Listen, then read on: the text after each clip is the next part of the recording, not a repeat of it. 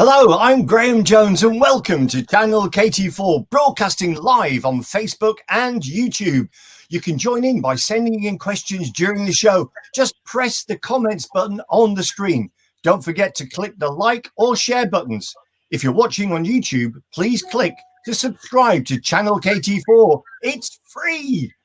I'm so pleased to welcome to my virtual studio, Jo Sherring from Epsom Ewell Refugee Network. Welcome to Channel KT4, Jo. Thank you, Graham. Thank you. It's such a delight to have you here and to find out all about this wonderful charity that you've set up. But Jo, when and how did the charity start? Well, it wasn't actually me that set it up. I've just sort of taken it over a little bit. It was back in 2015. People might remember that there was the picture of the little boy, the Syrian boy who died on a beach, Alan Kurdi. And I think we all woke up to what was happening in the world, the crisis of people fleeing, particularly from Syria. And it was Jonathan Lees, who I'm sure you've probably met and interviewed in the past, but he runs the local food bank.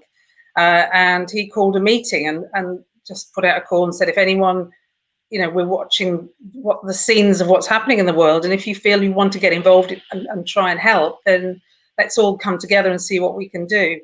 And that's when we started it as a formal charity. And we called it a network because we wanted it to be people coming together. We didn't want it to be a small group of people deciding what should happen. But yeah, that was back at sort of the end of 2015 that we first started. Wow, so it's been running for 5 years now, this particular network. That's incredible. Whereabouts are you based, Jo? Well, we try and run on fresh air, so we don't have an office. We're all volunteers, so we all do what we have to do from home. We have an unofficial base, so there's a wonderful cafe in Epsom called Zigzag Cafe, and it's run by a couple. He's originally from Syria, and his wife Carmen is from Romania, and they have become our hub. So it's our meeting place. We also have they're great supporters of anybody that pops in. So if we're in a situation and somebody calls and is in a crisis, they can pop into Zigzag and we can contact the team at Zigzag and say, could you just welcome them with a coffee? We have a budget that we leave with them so they can be a welcoming face for people who find themselves in distress locally. So we have a lot of our meetings, a lot of our social gatherings happen at Zigzag. So is the picture up? Is this Zigzag that I'm showing? That's right, yeah. That's Mikey standing in the background with his hands in his pockets. So he's also a great Arabic translator. He can't run because he's running his business from there. He can't hide if we need help with Arabic translation. That's very good. I like that. Yeah. Right now, Jo, I know I can see from that, but you actually do plan and organise a number of social events, which enables the refugees and supporters to meet others and learn from shared experiences. Yeah. Have you managed to keep everyone connected during this pandemic? Well, obviously it's been very challenging during this time. We would normally have monthly social gatherings. We normally in July have our annual event, which is more in common. It's around the Jo Cox charity. The fact that we should celebrate what we have in common as opposed to what we think makes us different. So we had to cancel that in July. That was a very sad thing to have to do. And in the past, we've held a couple of Syrian supper evenings where the local Syrian community will get involved in cooking. They share their culture. It's a chance for them to come together and show us what's positive about the country that they've had to leave behind. So sadly, since March, we've not been able to have those social gatherings, but we've made sure that we are still supporting people virtually. Thankfully, just before lockdown, we managed to get around everybody and make sure they had a device that would work so that they could still contact their regular volunteers or regular people that they see in a different way. But yes, we've really missed those social gatherings. A lot of the refugees we support come from very strong communities where their lives are very much about being community-based. So part of what we do is try and be a community to them. They come here as strangers. They come here knowing but often nobody. So we try and be a community of people that can come and support them. And they love a social gathering, I can tell you. Yeah, I know. And you mentioned there about Syrian and food and various things like that. We're going to talk about that a little bit later on, because that actually really did fascinate me. I've got a couple of pictures here, Jo, and because not only do you have these social gatherings, but I think you have something. Would I call it a seminar or things like that are happening? Tell me what's happening here. Well, actually, that was part of our More in Common event, and we were interviewing various people that had been involved in supporting refugees. We were interviewing a few refugees that had been supported and talked about their journey and what had happened to them that brought them here. So yeah, part of that event is that we try and share also information on what other organisations might be doing locally that people might want to get involved in. Okay, I've got another picture here, Jo, if you have a look at this one as well. So yeah, part of what we do with helping people settle into a new community is we try and help them. Obviously, English is the key to everything. Learning English is going to be the key to their future, but also learning skills that are going to be practical. So we've run a few food hygiene courses. A lot of the ladies in particular will probably enter the workplace in the hospitality industry sector. So being aware of the food hygiene needs in this country, and being able to have that as a qualification is a great thing. So that was one of a couple of days that we did, where we had the regular trainer and we had a translator there as well. And it was a very lively day, I have to say, both of them. But we've managed to get everybody who attended. So we've had about 15 people now who have food hygiene certificates that they can use, I say, to access work in the future. Yeah, I can imagine there's going to be a really daunting task for a refugee who suddenly arrives in Epsom Ewell and has got to start a new life, and also learn a language.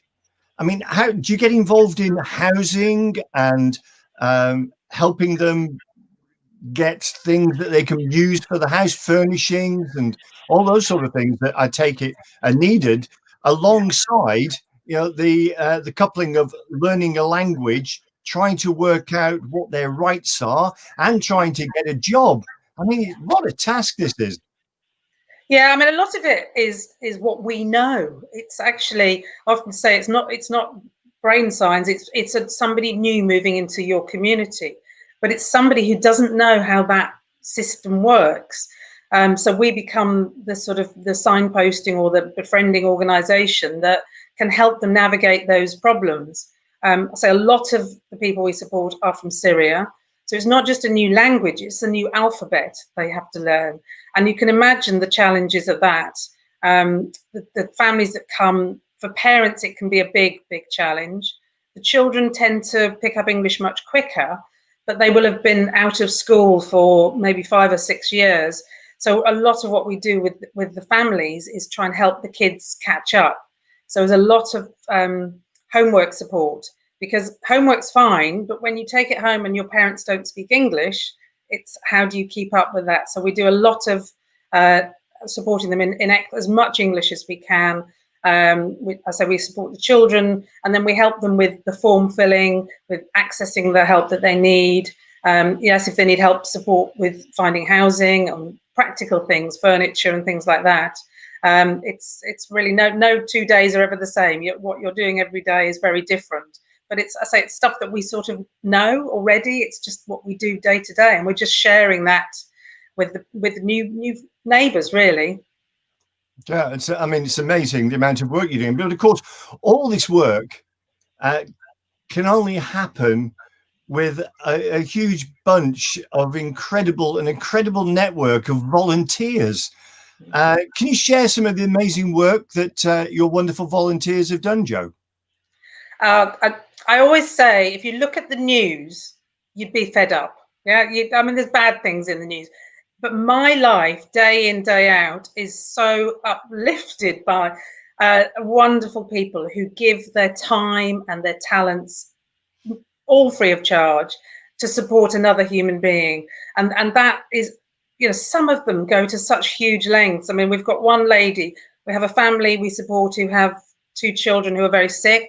They have complex medical needs. And one of the volunteers, when we started lockdown, she's kept herself safe for them because they need to be taken to the hospital. They need assistance sometimes that, as a supporter, you have to do. They wouldn't be able to get to hospital without that support. And so she has basically dedicated herself this year to keeping herself away from other people and as safe so that she can be able to help that family whenever they need her. And the English language support, we had a wonderful group of sixth formers earlier in the year who didn't take their A-levels and said, well, what can we do? So we linked them up with a lot of our teenagers. So we had some lovely relationships that built up. They were trying to help them with their English, and we had some great friendships that built up online. And these are young people at an age where they normally wouldn't think to volunteer, but they all got so much from it. Yeah, and I think they're probably also they're sharing experiences, between different cultures, and I would think that those A-level students are probably dipping into foreign languages as well. So it's a two-sided thing, isn't it, that's going on here. It's quite amazing that you managed to get a group of sixth formers or A-level students, get some A-level students and link them in with teenage refugees. I think that's an incredible achievement to be able to do that, Jo. And you've also there must be, you said there's highs and you're uplifted every day, but I'm sure that, like most charities, there's going to be some lows. Hopefully there's far more highs than there are lows. Do you have any you would like to share, Jo? Yeah, the highs for me tend to come, I say, off the back of wonderful volunteers and the children, seeing how they, little things that they don't. So children's parties are not a thing in Syria.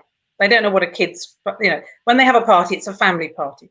So when a child who's newly arrived, newly into school, trying to deal with everything, when they get their first party invitation, that to me is always a great moment because it shows that they've been accepted and that somebody in that school has invited them to be at their party. That's a lovely thing. But yeah, as you say, there are lows as well. And I think dealing with what some of them have been through, every single one that we support would go home tomorrow if it was safe for them to do that. They didn't choose to be here. And they're very private people generally. They don't offload, this is what I've been through. But as you get to develop a relationship and they trust you, they might share some of their stories. And that, to me, is very challenging to hear what they've been through. And sadly, we have some who have a couple that have severe mental problems now as a result of that. And that sometimes doesn't manifest itself straight away. Sometimes they might arrive and they settle in and they're going to college or university, and that PTSD, which it might be sort of dormant, can suddenly come back. They've lost so much. They've lost so much. They've been through so much, and that helping them deal with those difficult times can be very challenging. So yeah, I mean, the highs still are more, but it's part of that journey. It's a privilege as well to be trusted. They trust you with the hardships that they've been through, and I always think that is a real privilege that somebody would share that story with you. Yeah, I think it's amazing the work that you're doing, and it's the more I listen to you and the more that I think about this, you tend to not realize how absolutely traumatic this has got to be. As you mentioned, teenagers and young adults as well. And that transition that they're making, coming from a war-torn country and then having to transition and to integrate, learn a language, learn a new culture. Oh, wow, that must be so traumatic. But I know that you do some really great things and little initiatives. And one of them is you did something to celebrate Refugee Week when you asked people to send in recipes. Now, I like to do a little bit of cooking, so I was really into this, and I have to say to everybody, go and have a look at the website because it's brilliant. There are really some excellent recipes on there, such as a Lebanese meze selection. That fancy that one. And then this, let me see if I say this right, Jo. Filipino leche flan. Is that about right? And how popular has this recipe program been? I'm going to put up a couple of pictures here, a couple of recipes. There we go. Yeah, it was really because we couldn't run our More in Common event. We always have lots of food from different countries that people can share with each other. That's a big part of that event. And because we couldn't have the event, we thought, how else could we virtually do that? So we asked our the refugees that we support and also our volunteers to share recipes online. And there were some great pictures went on Facebook of people who were trying out different recipes. But working with, I say a lot of the Syrians that we do, the people from that region are very, very hospitable. So you have to be prepared that whenever you visit, there's likely you will always get offered coffee and normally food. So your normal 3-meal a day planning goes out the window because you've always got to leave yourself a little bit of space for that occasional sort of cake or freshly made rice pudding that will be presented to you on a quick, what you think is a 10-minute quick visit. You've always got, because the Arabic culture is very much about when somebody knocks on your door, you drop everything and you welcome them. And you know, like you were saying, Graham, we're teaching them about how we live. Well, we can learn so much from them as well. You know, there's so much that we've sort of forgotten, you know, how they are such community people. We've had refugees who've helped neighbours decorate when they've helped them move, helped them clear gardens. You know, that's their culture. They are very community-based people. So this coming together and sharing of food and skills and things is just second nature to them. It does actually seem to be a common theme with you that actually there is this huge amount of sense of community and coming together, and it's all because of their natural welcoming nature that you get to have all these wonderful little snack attacks going on when you get to see people. I have to say, and I'll just go back to it for people watching, do go onto the website and have a look at these recipes. There's from all over the world, some incredible recipes. There's even an Irish sourdough bread or something like that, if I seem to remember seeing that. So I do suggest that people go and have a look at that site, and if you have time, try some of these wonderful recipes. Now, Jo, volunteers are important. Of course they are. So how can people help? What sort of people are you looking for to help with the volunteer work that you're doing? And also, is there anything else that people can do to help, even if they can't actually volunteer? Is there anything else they can do? Yes, as you say, volunteers is a big part of what we ask for. We have translators who are Arabic or Farsi or whatever speakers that will help as volunteers. We have English teachers. That's people who have been trained as an English teacher, or sometimes somebody who's just from a teaching background and maybe is retired. We have volunteers who help a lot of the children with homework. And particularly at the moment, we've got a few who are entering their sort of GCSE stages. So anybody that can help with sort of an hour a week up, that's always great. We do, on our Facebook page, we put out a shout when we need stuff. So, if we're helping a new family settle in, we'll put out a shout for the things that we need for the home. And obviously financial donations are very useful. As I say, we try and run on fresh air. We're all volunteers, nobody gets paid, no office costs. But like this year, for example, a lot of the donations we've received have gone on buying refurbished laptops and tablets to enable people to still have their lessons and their support in a different way. So we've done an awful lot of setting up technology this year to enable that to happen. And there are occasions where people get into trouble. So, we might be using the money as a top up on a phone if somebody's got no phone credit, or we're helping people get to vital appointments. So, anything, I say, go to the website, have a look. But yes, if you can volunteer time, great. And if you sign up to our Facebook page, I always put a shout on there first if we need and assistance with other things. And also, hopefully, if we get back to normal next year, we do occasionally need help with drivers to take people to appointments or lessons and things. So yeah, there's lots of different ways people can get involved. Well, Jo, it's been absolutely fascinating talking to you about all the incredible work that you and your volunteers at the Epsom Ewell Refugee Network do. May I wish you all well in the future, and thank you for joining me on my show today, Jo. It's been an absolute privilege and a pleasure to meet you and to learn all about this wonderful work that you're doing. Thank you, Graham. It's been, well, it's a first for me. It's the first live radio virtual thing. So thank you. That's a new experience on my list as well. Oh, good. Oh, I'm here to help. I'm here to help in any way that I can. Brilliant. Well, I just want to make a little plug now for something coming up. We're coming up to the Christmas period. And what I've decided to do is on the 22nd of December, I'm going to do a Christmas special. So here's a shout out for anybody within the local community. If given the guidelines that we're going to have, if you're going to have a get together party, or you're going to do some carols, social distancing, of course, or there's anything Christmassy happening at all, please let me know. I'm going to come and visit, if I can, come and visit and do some video footage and maybe a couple of interviews, and just maybe share a mince pie or two. It should be fun. So please come along and try that, and we'll see what we can come up with for that wonderful show. It'll have to be during the week leading up to the 18th of December.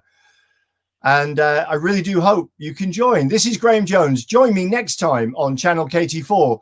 Until then, stay alert and stay safe.